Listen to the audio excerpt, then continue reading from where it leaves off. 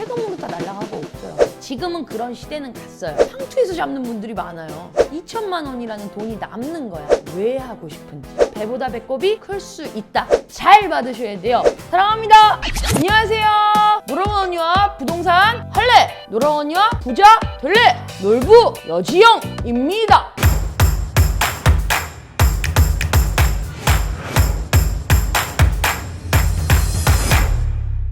안녕하세요. 오늘 놀부는 너무 기분이 좋습니다. 여러분들이 많이 또 구독도 해주시고 많이 보셔서 조회수도 많이 늘고 짧은 시간 안에 이렇게 많은 분들이 응원해주시고 사랑해줬다는 것만으로도 정말 고맙습니다. 사랑합니다. 오늘도 저한테 이제 질문이 하나가 왔어요. 문자가 온 게 언니, 저는 소액밖에 없는데 도대체 소액 투자로 부동산을 할 수 있을까요? 소액으로 했을 때 얼마부터가 있어야 부동산을 시작할 수 있을까요? 이렇게 또 부연 설명까지 오셨는데요. 사실 부동산은 1,000만 원으로도 할 수 있고 5천만 원으로도 할 수 있고 1억으로도 할 수 있고 10억으로도 할 수 있는 거거든요. 근데 예전에 이제 단타로 많이 돈을 버신 분들이 있어요. 단기간에 투자 수익으로 많이 돈을 버신 분이 있는데 예전에는 뭐 갭 투자를 많이 해서 아파트를 뭐 10채씩 가지고 계시는 분도 있고 30대에 뭐 30채로 시작했다 이런 분들도 있고 경매로 나는 몇 개의 뭐 아파트를 가졌다 뭐 이렇게 아파트를 기준으로 많이 가지신 분들에 대한 비하인드 스토리나 책도 많이 나오시고 또 좋은 영상도 만들어주고 계시는데요. 지금은 그런 시대는 갔어요. 갭 투자는 예전하고 많이 틀리게 지금 정책에선 사실 올바른 투자가 아닐 수가 있어요. 근데 이제 적은 돈으로 소액으로 투자를 얼마까지 할 수 있냐, 그리고 부동산 투자 소액으로도 가능한가를 물어보신 여러분들에게 저는 이렇게 말씀드리고 싶어요. 부동산 왜 하고 싶은지. 그냥 단순히 돈을 벌 목적이면 사실 부동산은 상가 건물도 있고 다가구 주택, 일반 이제 원룸 주택이 있고 올상가 건물, 또 아니면 토지, 아니면 뭐 아파트, 여러 가지의 부동산 주체가 있을 수가 있어요. 분류가 돼 있을 수 있고. 근데 사실 돈이 많은 분들이 토지하고 올상가 건물을 사셔야 되고요. 돈이 조금 적은 분들은 원룸 건물을 사셔야 돼요.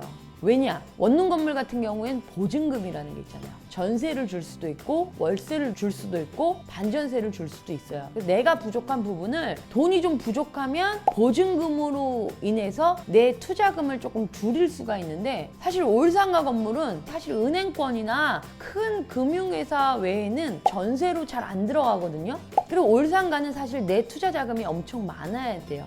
토지도 마찬가지예요. 묵혀놔야 돼요. 토지는 양도세도 또 많이 나오거든요. 뭐 몇 년 이상 뭐 보유하지 않는 이상, 경작을 뭐 하지 않는 이상 1년, 2년 만에 비과세 혜택을 받는 게 아니기 때문에 사실 묵혀놔야 된다는 말을 많이 해요. 토지 같은 경우에는 또 내가 융자를 받았으면 그 융자에 대한 대출 이자도 또 갚아나가야 되잖아요. 원룸 건물이나 이런 거는 월 임대료가 있어서 임대료가 이자를 내고도 사실 수익이 조금 남는 경우가 더 있거든요. 근데 토지 같은 경우에는 그렇지 않아요. 그래서 토지나 올상가 건물은 내 수준에 보유하고 있는 현금이 조금 많아야 된다. 근데 이제 내가 가진 돈은 적은데 꿈은 너무 커가지고 가기도 전에 쓰러져 버리죠.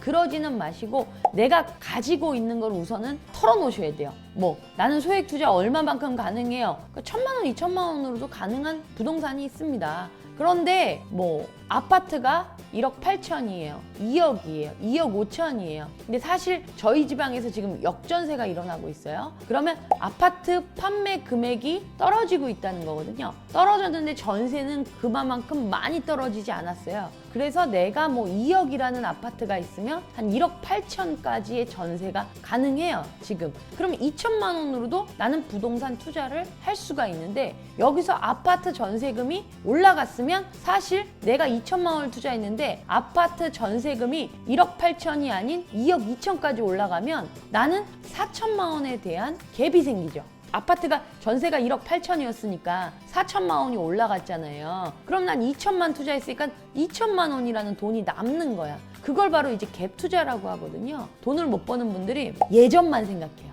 예전. 내가 그 전에 그 가격을 알기 때문에 못 하는 거야. 근데 오히려 타지방에 계시는 분들이나 부동산에 이제 견문이 넓으신 분들은 딱 치고 올라갈 때 딱 잡아요. 더 치고 올라갈 때 거기서 딱 치고 다시 나오시고. 근데 일반적인 분들은 올라갔을 때 못해. 에이, 떨어질 거야. 근데 또 올라가. 오히려 거기 정점 상투에서 잡는 분들이 많아요. 그러니까 헛똑똑이죠. 그러다가 오히려 내가 치고 나올 땐 오히려 또 마이너스에 치고 나와. 그래서 부동산은 안 된다 이런 분들이 있어요. 근데 거의 돈 버시는 분들은 남이 안 된다고 할 때 리스크가 좀 있을 때 들어가시죠. 다 된 다음에 들어가는 건 돌다리 100번 두들기고 들어갈 때는 상투 잡는 거거든요.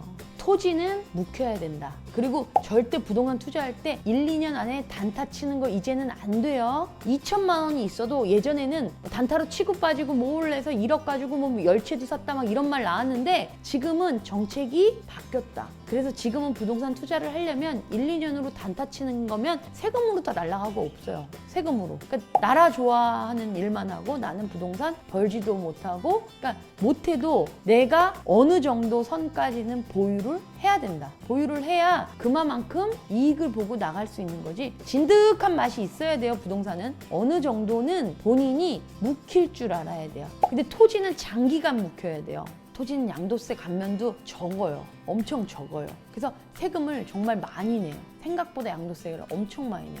그러니까 우리가 8년 경작 뭐 어쩌고 얘기하는데 경작할 사람 지금 여기 없는 것 같아. 여기는. 그러니까 우리 기준으로만 가시자고요. 토지는 사실 돈이 조금 있고 내 돈으로 그냥 묵혀 놓으실 분들 아니면 대출 이자를 내도 이게 부담이 안 될 분들은 토지를 하시는 게 맞고요.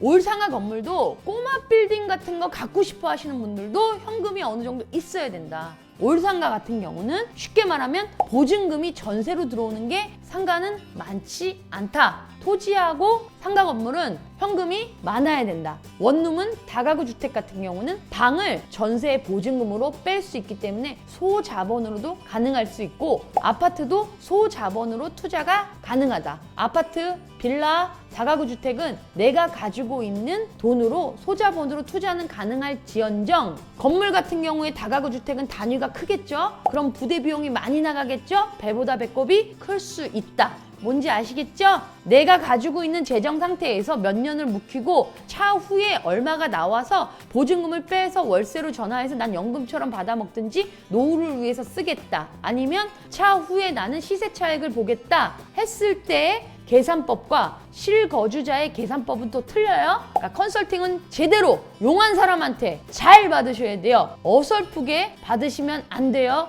여러분들 오늘 어떠셨어요? 오늘도 좋은 영상이었을 거라고 믿고 싶습니다. 놀부를 만날 땐 즐겁게 항상 가족처럼 생각하겠습니다. 누구를? 우리 놀부 가족들을 사랑합니다. 좋아요, 구독, 알림, 부자 뿜뿜.